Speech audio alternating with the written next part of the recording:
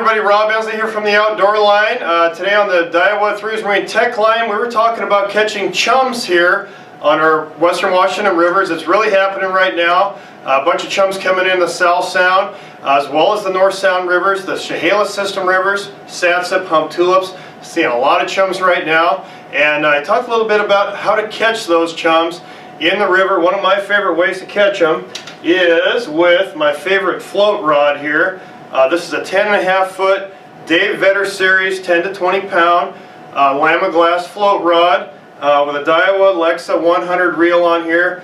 This little reel, I use this for steelhead as well. So now this rod I can go right from chum fishing right into steelhead season. I'll use this for steelhead as well. I've got 30 pound Daiwa Samurai braid on here.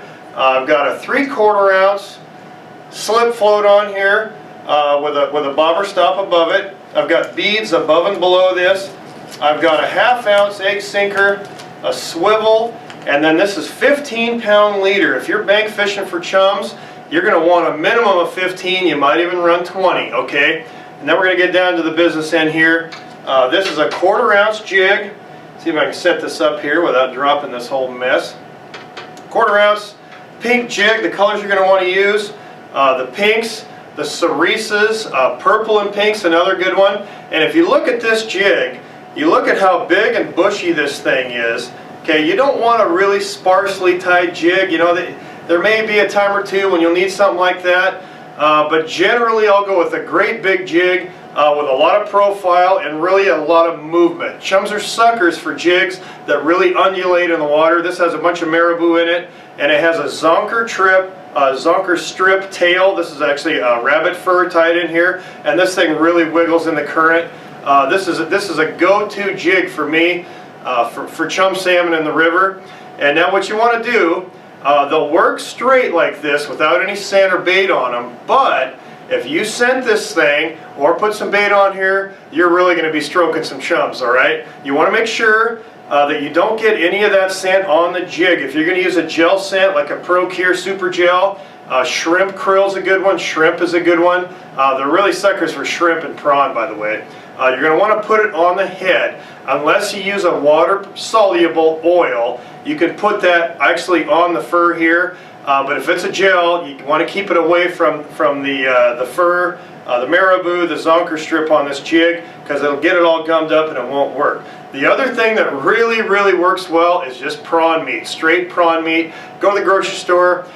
You can get them fresh, get them frozen, get the 50 or 60 count prawns, okay? They're the most inexpensive prawns you can get. Deshell them, put some prawns in a little bag with some scissors, cut a little chunk off, put it on the hook there. You don't want to cover the whole hook, just put a little piece on there, and they love that stuff, okay? So that's really a go-to for chums here in the Puget Sound rivers. The other thing for you boat anglers, if you're in a drift boat, you're in a jet boat, you cannot beat Kwikfish for chums. They just love Kwikfish, all right? The two new colors that have just really been working well for chums have been the Blazing Purple and the Blazing Pink. Here, K15 Kwikfish. You want to wrap these with a sardine wrap.